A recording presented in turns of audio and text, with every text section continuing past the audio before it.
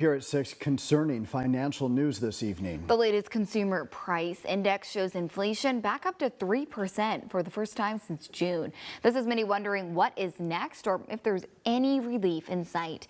CBS 47's Ben Morris joins us live in the studio after talking with an economist today with some answers to all of those questions we're having. Ben. Kat, Brian, it's tough for economists to say when relief could come, and I spoke to one from UC Merced who says the days of deflation are likely over for now.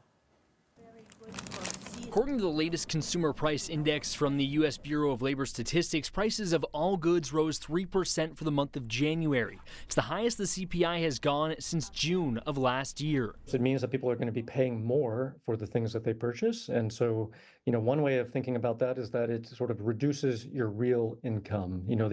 Your wage is just going less far than it used to because prices are higher. Greg Wright with UC Merced says while the 3% number is somewhat of a success story considering the spike of 9.1% in June of 2022, a 40-year high, it's still trending away from the Federal Reserve's goal. The Federal Reserve has a target for inflation of 2%.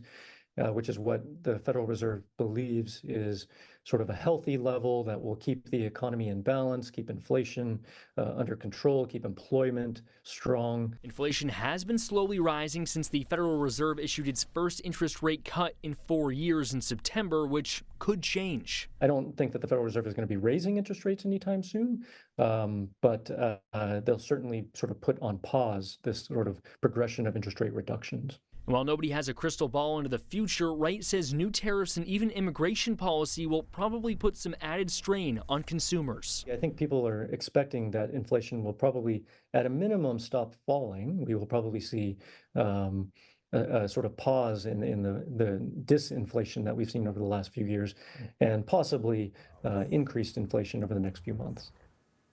And for the latest on inflation and other consumer stories, stay with us on air and on our website, yourcentralvalley.com. But for now, reporting live here in the studio, Ben Morris, CBS 47 Eyewitness News.